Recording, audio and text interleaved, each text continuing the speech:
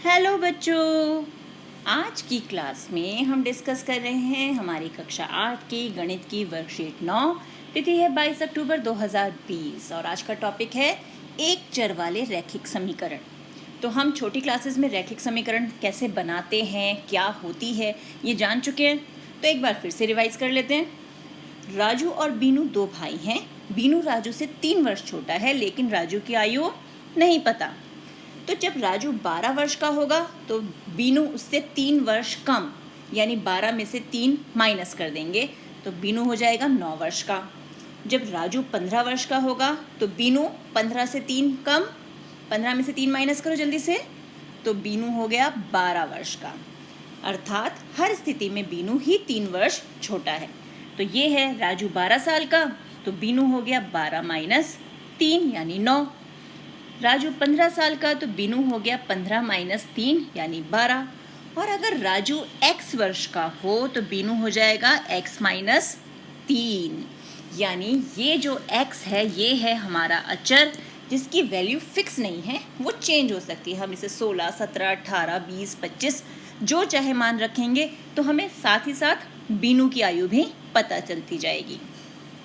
तो x एक अचर राशि है जिसका प्रयोग हम किसी भी स्थिति में संबंध दर्शाने के लिए करते हैं, और ज़रूरी नहीं हम हर बार x यूज़ करें, हम कोई भी अल्फ़ाबेट यूज़ कर सकते हैं, जैसे L, P, M, T, Y, Z, कोई भी अल्फ़ाबेट हम यूज़ कर सकते हैं। तो अब हम एक ही स्थिति के विभिन्न तरीकों पर चर्चा करते हैं। जैसे सरिता के पास अमीना से 10 कंचे अधिक है, लेकिन हमें ये नहीं पता कि सरिता के पास कितने कंचे और अमीना के पास कितने कंचे हैं।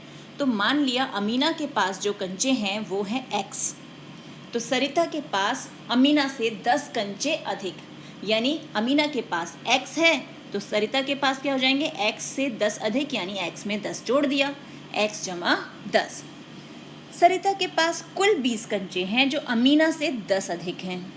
तो अब अमीना के पास मान लिया x कंचे, सरिता के पास उससे 10 अधिक है, और ये सरिता के कुल कंचे कितने हैं, 20। तो ये है सरिता के कुल कंचे और ये है सरिता के कंचे अमीना से अधिक, यानी दोनों ही केस में ये वैल्यूज़ बराबर होनी चाहिए। तो ये बन गया। अब जैसे ही ये बराबर का निशान आ जाता है ना, तो ये बन जाता है समीकरण। और यहाँ सिर्फ x जमा 10 था, तो ये था हमारा बीजीय व्यंजक।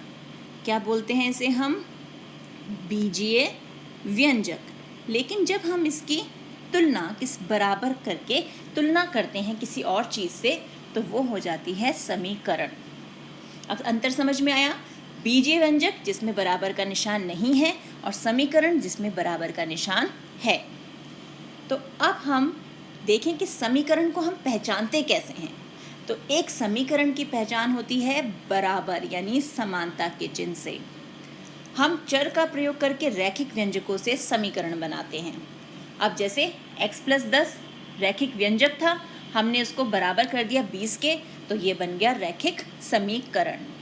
रैखिक का मतलब क्या होता है कि जहाँ पर x, y, z जो भी हम अल्फ़ाबेट यूज़ कर रहे हैं उस पर कोई घात जो है वो 1 के अलावा कोई और घात ना हो, यानी x की घात 2 ना हो, 3 ना हो, 4 ना हो, सिर्फ अकेला x या अकेला y या अकेला z, m, n ये अकेले हों, तो वो होती है रैखिक समीकरण।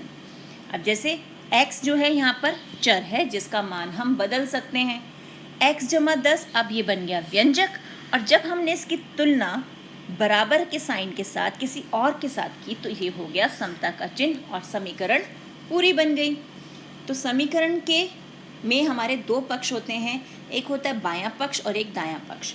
यानी ये जो बराबर का चिन्ह है ना, जो इसके उल्टे हाथ पे है वो हो गया हमारा लेफ्ट हैंड साइड यानी बायां पक्ष, और जो इस बराबर के चिन्ह के राइट हैंड साइड पर है यानी सीधे हाथ पे है वो हो गया RHS यानी दायां पक्ष। उल्टा हाथ यानी बाएं हाथ पे बायां पक्ष, दाएं हाथ पे दायां पक्ष। तो समीकरण का हल, समीकरण के 2 पक्ष जैसे हमारा तराजू होता है ना, उसके पलड़ों की तरह होते हैं, और दोनों पक्षों में हम प्लस माइनस मल्टीप्लिकेशन डिवीज़न भाग गुणा जमा सब कुछ कर सकते हैं। तो ये हो गई हमारी समीकरण की पहचान। तो व्यंजक और समीकरण में क्या अंतर है, व्यंजक जो है सिर्फ चर से मिलकर, राशि से मिलकर बना होता है, उसकी हम तुलना किसी से नहीं करते, लेकिन समीकरण में हमारा बराबर का चिन्ह आ जाता है और हम उसकी समानता किसी और व्यंजक से या किसी और नंबर से करते हैं। अब आगे देखें, निम्नलिखित समीकरणों में से एक चर वाले रैखिक समीकरण छांटिए तथा समीकरण की क्रम संख्या पर गोला लगाइए। एक चर वाले, चर यानी इंग्लिश वाला हमारा अल्फ़ाबेट, अगर वो एक ही अल्फ़ाबेट यूज़ हो रहा है तो एक चर वाला है, और जहाँ एक से ज़्यादा अल्फ़ाबेट यूज़ हुए तो वो एक चर वाला नहीं है, वो हो गया दो चर वाला या तीन चर वाला। तो अब पहला है x जमा 3 बराबर 5, तो यहाँ कितने अल्फ़ाबेट्स यूज़ हो रहे हैं? एक, तो ये है एक चर वाली समीकरण, तो हमने इसके नंबर पे गोला लगा दिया। 3y जमा 5, अब जल्दी से देख के बताओ कितने अल्फ़ाबेट यूज़ हो रहे हैं यहाँ? एक, शाबाश, तो ये भी एक चर वाली रैखिक समीकरण हो गई। 4p बराबर 20, तो कितने अल्फ़ाबेट हैं यहाँ? एक, तो ये भी एक चर वाली रैखिक समीकरण। t बटा 3 बराबर 2, तो ये भी एक चर वाली समीकरण हो गई। अब x जमा 4 बराबर 21, तो ये भी एक चर वाली रैखिक समीकरण है। 3y जमा 2x माइनस 5z बराबर 9, तो यहाँ तो x भी है, y भी है, z भी है, तीन चर हो गए, यानी ये एक चर वाली रैखिक समीकरण नहीं है। अब यहाँ है 2x जमा 4 बराबर x, तो कितने हैं अल्फ़ाबेट यहाँ पर? अब आप कहोगे यहाँ तो 2 हैं, नहीं, एक ही है, x ही तो यूज़ हो रहा है। अब वो चाहे लेफ्ट हैंड साइड पे हो चाहे राइट हैंड साइड पे हो, यूज़ तो एक ही हो रहा है ना, x ही यूज़ हो रहा है, yz तो नहीं है। तो ये भी हमारी एक चर वाली रैखिक समीकरण है। और ये है x जमा y बराबर 3z, तो एक चर ये रहा, एक ये रहा, एक ये रहा, तो तीन चर हो गए, यानी ये एक चर वाली रैखिक समीकरण नहीं है। तो हो गया ये हल। तो इसी प्रकार के प्रश्नों का अभ्यास कीजिए अपनी NCERT बुक से। मिलते हैं एक और वीडियो में, तब तक keep practising and enjoy maths.